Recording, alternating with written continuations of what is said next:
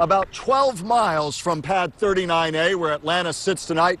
You can see the blustery weather here, but the crew, 4 veteran astronauts, Christopher Ferguson, Doug Hurley, Rex Walheim, and Sandy Magnus, ready to fly to resupply the International Space Station if they can at 11:26 in the morning. We'll see how the weather holds up.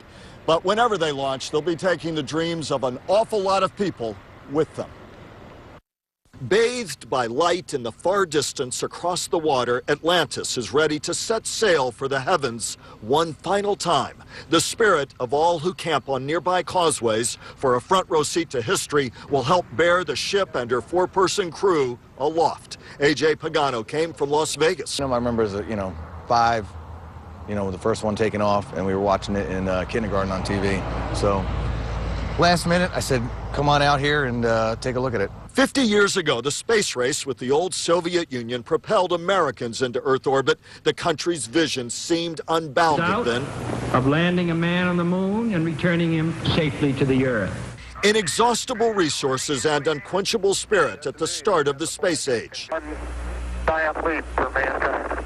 Bob Mack from Punta Gorda remembers those long ago days. When the space program first started, it gave us a punch, so to speak, from a psychological standpoint that we was doing something. The space shuttle became the symbol of manned space flight for the past 30 years. NASA and the nation celebrated triumphs and shared the tragedies of Challenger and Columbia. And now at the end, the question, what comes next for U.S. manned space flight?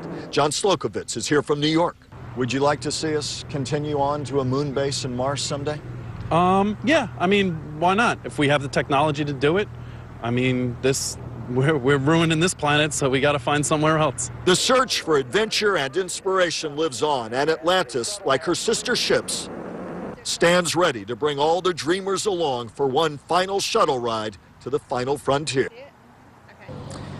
And a live look now from our telescopic lens as I stand about 12 miles away, as I said, from the launch pad where Atlantis this night is ready to make that final voyage to the heavens if the weather cooperates tomorrow morning.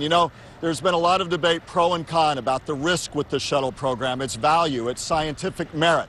Be that as it may, as long as they write history, be it 100 years or 1,000 years from now, they'll come to this place along the Florida coastline and marvel at the audacity of the human spirit of men and women who put themselves aboard tiny chemical rockets and hurled themselves into the skies to seek out those new frontiers. And we wait for that 4-person crew to join their ranks tomorrow one last time for this shuttle program.